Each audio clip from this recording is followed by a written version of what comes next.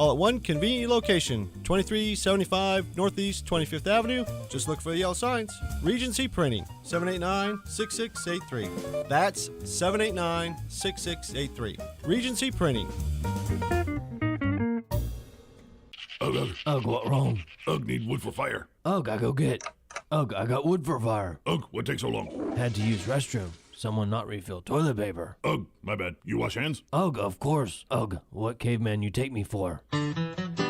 You know, Dan, people who save money by switching to Mike Scott Plumbing sure are happy. Well, Brittany, how happy are they? Happier than a caveman with indoor plumbing. Yep.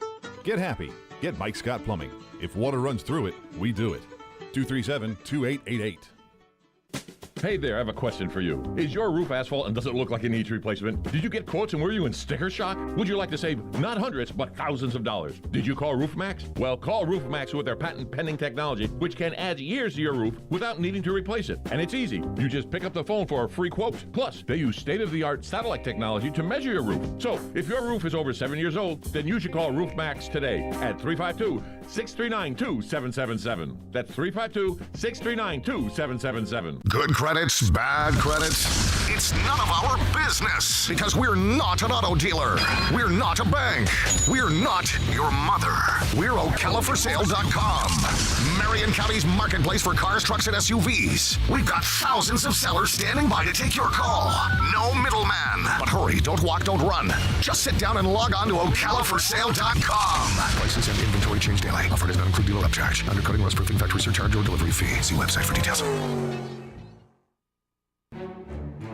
Shamrock Security Systems, 629-3223. Shamrock Security Systems is located here in Ocala, Florida. Shamrock Security Systems is a top-rated alarm company offering 24/7 monitoring, video surveillance, fire and flood protection. You'll sleep a little better once the job is done. Shamrock Security Systems for over 31 years. 629-3223. Get a 100% free quote from Shamrock Security. 629-3223. Are you suffering from neck, back, or leg pain? Go Green CBD Store can help you with holistic, all-natural, lab-tested products that help with pain, stress, anxiety, inflammation, PTSD, and so much more. We stock smokable products, gummies, chocolate, coffee, tea, even pain cream. Yes, we even have treats and oils for your dogs or cats. Go Green CBD is located in the Paddock Mall in the center court. We're open every day. Come in today for a free sample.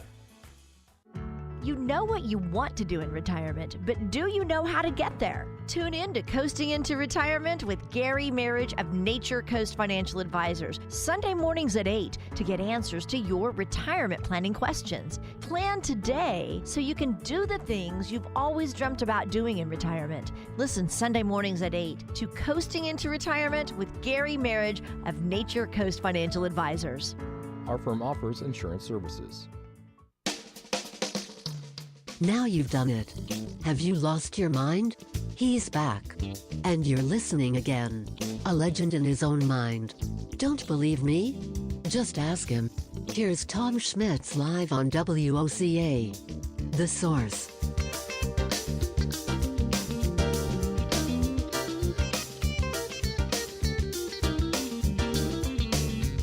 Welcome back to Ocala Talks. On a Thursday, coming up at 10 o'clock, the representative from the Marion County Commission will be here to talk about the recent meeting.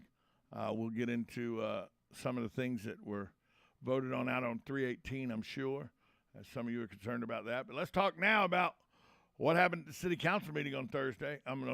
A month ago, the second downtown parking garage was brought before the city council for discussion. 5 council members felt they didn't have enough details to make a decision then, so they tabled the issue.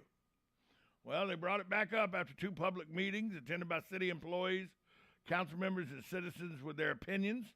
The council is ready to move forward. They unanimously approved a contract to purchase 6 pieces of property, 6 parcels owned by Mount Moriah Missionary Baptist Church. It's on 3rd Avenue, Southwest 2nd, right there by the Starbucks. The cost is $1.76 million for the 1.62 acres. The garage is expected to provide 400 to 600 spaces and the funding for it's going to come from the general fund. Former County Commissioner Glenn Fiorello was at the meeting on Tuesday. He's opposed to the new parking garage, but not because he doesn't want more parking downtown. He's opposed to it because he thinks it should be privately done. Private sector should do it. It shouldn't be government funded. He noted the city already has a parking garage near City Hall. He also noted Ocala's on the hook for nearly $80 million to resolve the fire fee court order. And third, he said, this is going to cost millions of dollars, between $8 and $12 million to build. He pointed out to the council they got a lot on their plate right now. And they do with the fire fee and everything. They got a lot going on to figure out right now. I'm one that doesn't think there needs to be a second parking garage downtown, but I'm in the minority, I think, not the majority. Chris Arroyo, said he's been following city government. He told the council that it's good that the government is taking an active role finding a solution for downtown parking. He doesn't think private sector's prioritizing parking is an issue because it's not. The city considered 7 sites in total for the new garage. Assistant City Manager Pete Lee said the church site makes the most sense because of its location, and there's a chance to redevelop some of that area down there for some of those surrounding properties down there that would be easier to do with a parking garage being built.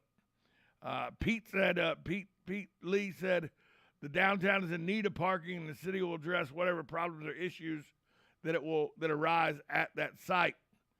I don't think there's a need for parking, but Pete Lee's a smarter guy than me when it comes to municipality issues, so I'd like to talk to Pete. I'll reach out to him, see if we can get Pete on the show. Also at Tuesday's meeting, it was a unanimous vote to use Truist Bank to provide a drawdown loan of $60 million. That'll be used to pay the nearly $80 million the city owes because of the fire fee. There was a request for quotes for the $60 million drawdown to 24 banks and lending agencies. They received 2 responses, one from J.P. Morgan, one from Truist. Based on the estimated 3% rate, annual payments will be approximately $4.8 million for 15 years, ending in October of 2038. The other $20 million would come from the general fund. As you know, 2 years ago, an appellate court ruled that the city's fire fees were actually unconstitutional tax, so the fee's no longer charged.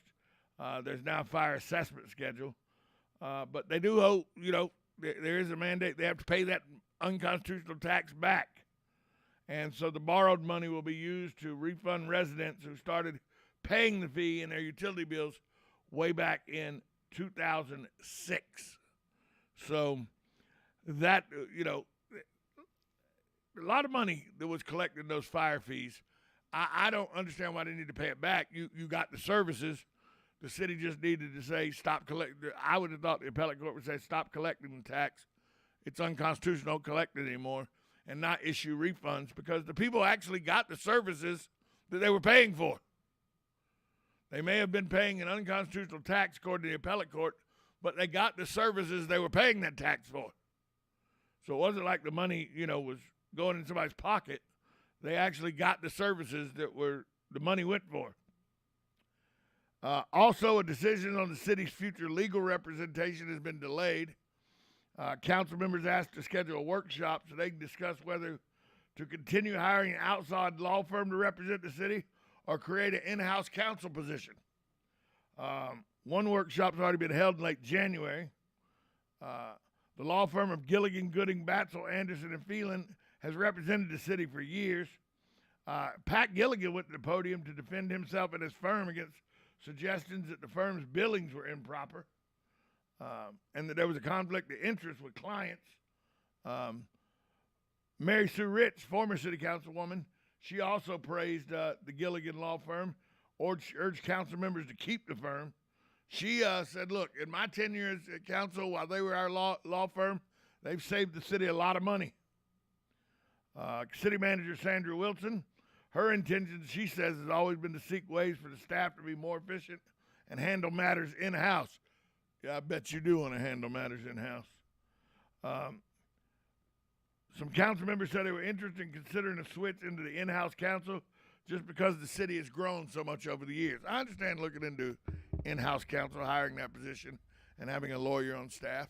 But, the law firm of Gilligan, Gooding, Batzel, Anderson, and Phelan has been a very good partner with the city for many years. So still more to come on that, but that's a little wrap-up of what happened at city council meeting this week. The biggest thing was the approval of the parking garage and the approval of a bank to borrow $60 million to help pay back the fire fee that was collected. It's a drawdown loan. The payments will be approximately $4.8 million a year for 15 years to repay the loan that they took out to help with the fire assessment fees. And you had to come up with that money somewhere. And you couldn't take it all out of the general fund or it would have drained the general fund. So this is the most viable option, and they're using Truist Bank to do it, which is good for me because that means that as long as Truist is making money, they'll still be sponsoring the Braves Stadium. And, I'm concerned about the Braves, let's be honest. This parking garage, though, kind of has me. I'll try to get Peter Lee in here, assistant city manager, in here to talk about the parking garage. Because $8 to $12 million to build it, it'll be 400 to 600 spots. But are those spots really conducive to downtown? I mean, people are already complaining there's not enough parking downtown. There's plenty of parking downtown. You just have to walk 3 or 4 blocks. You can't park. There's not plenty of parking on the square. Well, this parking deck will be 3-4 blocks from the square. Are people going to complain it's too far from where the restaurants and everything are? I mean, there's parking already 2 or 3 blocks away. I just don't see the need for a parking deck down at that location unless those properties are going to be redeveloped. One of them's a hotel, which I've heard rumors of. And if that happens, we damn sure don't need 2 hotels downtown. So then you have to wonder if it is going to be a proposed hotel, which you hear rumors of, who's going to benefit from that hotel being built on top of another hotel in downtown? Now you got a whole different set of problems to look into. But we'll see how it works out. Coming up next, a representative from the Marion County Commission will be here talking about the meeting that was the Marion County Commission meeting on Tuesday. Some things got approved out on 318. I'm sure we'll talk about that, plus many more things. Right after this timeout, you're listening to 1370 AM, 96.3 FM, WOCA, The Source.